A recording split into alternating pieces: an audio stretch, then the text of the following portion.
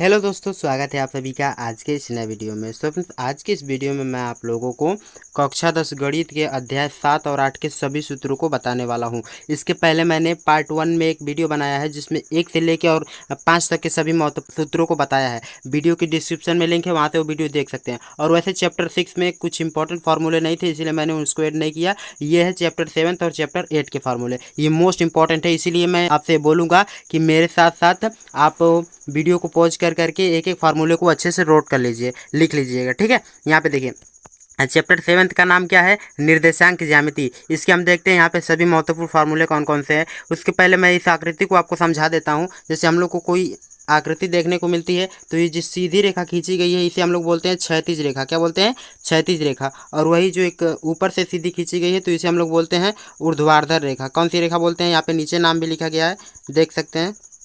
जो ऊपर से नीचे खींची गई है उसे क्या बोलते हैं? ऊर्ध्वाधर रेखा। और जो आगे से पीछे की तरफ खींची गई है वो होती है क्षैतिज रेखा। अब इसमें देखिए, इसमें कुछ प्लस होते हैं, कुछ माइनस होते हैं। जैसे कि ये इतनी यहाँ से जो रेखा है ये क्या है? पॉजिटिव में रहेगी। और ये वाली जो रेखा है ये भी पॉजिटिव में रहेगी। और इसका नाम भी है, जैसे जो क्षैतिज रेखा होती है इसको हम लोग बोलते हैं, इधर पे क्षैतिज रेखा पे जितने भी अंक प्रदर्शित किए जाते हैं उसे हम लोग बोलते हैं एक्स अक्ष पे हैं। और जो ऊर्ध्वाधर रेखा पे होते हैं उसे हम लोग बोलते हैं वाई अक्ष पे है। और इन दोनों के बीच में जो होता है वो क्या होता है? मूल बिंदु होता है। समझ गए? तो ये कुछ आकृति आपको समझनी चाहिए, आप समझ लिए होंगे। अब चलते हैं इसके फार्मूले पे। देखिए यहाँ पे फार्मूला नंबर 1 दिया गया है। पहला है दूरी सूत्र। दूरी सूत्र मोस्ट इंपॉर्टेंट है। यहाँ पे जितने भी फार्मूले हैं सभी आपके लिए मोस्ट इंपॉर्टेंट है। दूरी सूत्र को किस प्रकार से लिखा जाता है? देखिए, इसको लिखते हैं अंडर रूट 2 माइनस x1 का square plus y2 minus Y 1 का स्क्वायर। स्क्वायर। ये क्या है? दूरी सूत्र होता है। और इसी तरह यहाँ पे दिया गया है मूल बिंदु से यदि दूरी सूत्र ज्ञात करना रहे या मूल बिंदु से किसी की बिंदु की दूरी ज्ञात करना है तो उसके लिए हम लोग ये फार्मूला लगाते हैं एक्स स्क्वायर फिर Y square. X square plus Y square, इसका क्या? अंडर रूट में मान, ठीक है। और इसी तरह मध्य बिंदु का निर्देशांक ज्ञात करने के लिए हम लोग कौन सा फार्मूला लगाते हैं? तो x1 प्लस x2/2 कामा देके y1 प्लस y2/2, ठीक है। उसी तरह देखिए यहाँ पे दिया गया विभाजन सूत्र, ये भी मोस्ट इंपॉर्टेंट है। देखिए विभाजन सूत्र में हम लोग को दिया गया है क्या कि m1 x2 plus m2 x1 अपान m1 प्लस m2। उसी तरह यहाँ पे कॉमा करके दिया है m1y2 प्लस m2y2 अपान m1 प्लस m2। ये क्या है? मोस्ट इंपॉर्टेंट है, विभाजन सूत्र का फार्मूला। अब यहाँ पे देखिए त्रिभुज का क्षेत्रफल हम लोग निकालते हैं तो इसके लिए भी एक दो फार्मूले, जैसे कि 1/2 आधार इंटू ऊंचाई हो गई। लेकिन यदि हम लोग को निर्देशांक के रूप में दे दिया जाए तो उसके लिए हम लोग ये फार्मूला लगाते हैं। ये दिया क्या गया हम लोग को? 1/2 ब्रैकेट में x1 into y2 minus y3 plus में x2 फिर अंडर दिया गया ब्रैकेट में y3 माइनस y1 और फिर प्लस में दिया गया है x3 और ब्रैकेट में दिया गया है y1 माइनस y2, ठीक है। ये क्या है? त्रिभुज का क्षेत्रफल निकालने का फार्मूला। और यदि कोई समरूप त्रिभुज हो तो उसके लिए हम लोग यही फार्मूला यूज करते हैं और बराबर में क्या लिख देते हैं? 0 लिख देते हैं, ठीक है। तो ये हो गया त्रिभुज का क्षेत्रफल। अब देखिए क्वेश्चन चैप्टर 8 के फार्मूले देखते हैं। चैप्टर 8 के भी इंपॉर्टेंट फार्मूले मैंने जितने भी हैं सभी इस वीडियो में लिख दिया। आप अच्छे से एक एक क्वेश्चन को, एक एक चैप्टर को के फार्मूले को अच्छे से नोट कर लीजिए। देखिए यहाँ पे दिया गया है, उसके लिए हम सबसे पहले यहाँ पे समझ लेते हैं इस डायग्राम।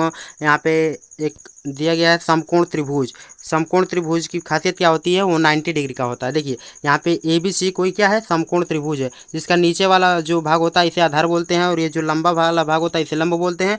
और ये जो ऊपर से ऐसे पड़ा रहता है इसे हम लोग कर्ण बोलते हैं। समझ गए? तो ये क्या है? एक समकोण त्रिभुज के आधार कर्ण और लंब है। अब देखिए यहाँ पे देखिए साइन थीटा का मान क्या होता है? साइन थीटा बराबर होता है लंब बटा कर्ण। अब ये लंब कहाँ है? तो ये है लंब और ये कर्ण, ठीक है। मतलब कि BC बटा AB, ठीक है। यहाँ पे दिया गया BC बटा AB। उसी तरह cos थीटा बराबर क्या होता है? आधार बटा कर्ण। आधार क्या है? ये वाला, मतलब AB AC। और उसी तरह कर्ण क्या है? AB है, ठीक है। यहाँ पे लिखा गया है AB बटा AC। अब देखिए उसी तरह नेक्स्ट दिया गया है टेन थीटा बराबर क्या होता है? तो लंब बटा आधार। लंब कहाँ है? ये है, मतलब BC। यहाँ पे दिया गया BC और आधार क्या है? AC। तो ये क्या है? लंब बटा आधार। उसी तरह cot थीटा बराबर दिया गया। देखिए इसे हम लोग एक ट्रिक के माध्यम से याद कर सकते हैं, लाल बटा LA या लाल बटा कक्का। इस ट्रिक के माध्यम से हम लोग याद कर सकते हैं,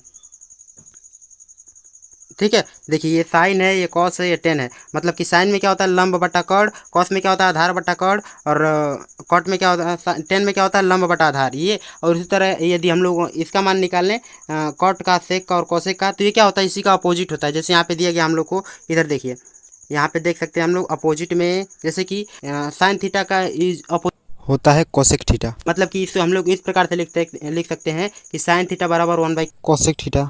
कॉस थीटा बराबर 1 बाई कोसेक थीटा, और कॉस थीटा बराबर 1 by sec theta, tan theta बराबर 1 बाई कॉट थीटा, और कॉट थीटा बराबर 1 बाई टेन थीटा। ठीक है, और यहाँ पे सेक थीटा बराबर 1 बाई कॉस थीटा। जैसे यहाँ पे इसी का क्या है, कॉस का उल्टा क्या होता है, सेक होता है, और सेक का उल्टा कॉस होता है, बस कोसेक थीटा बराबर होता है 1 बाई साइन थीटा। यही क्या है, इसके इंपॉर्टेंट फार्मूले हैं। अब देखिए यहाँ पे कुछ और फार्मूले यहाँ पे लिखे गए हैं। देखिए क्वेश्चन जब 8 नंबर का फार्मूला दिया गया हम लोग को कि sine square theta plus cos square theta is equal to 1।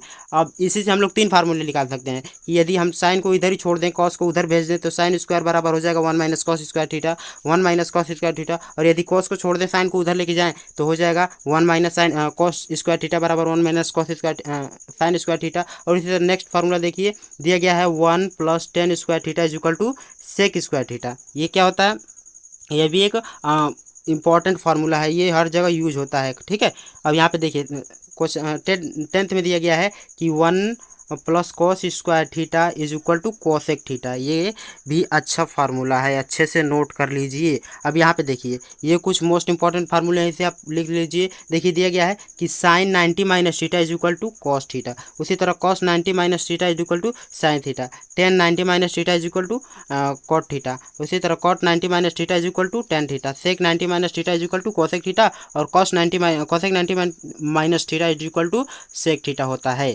इसे आप अच्छे से नोट कर लीजिए। इस चैप्टर में जितने भी फार्मूले थे मैंने सभी आपको बता दिए।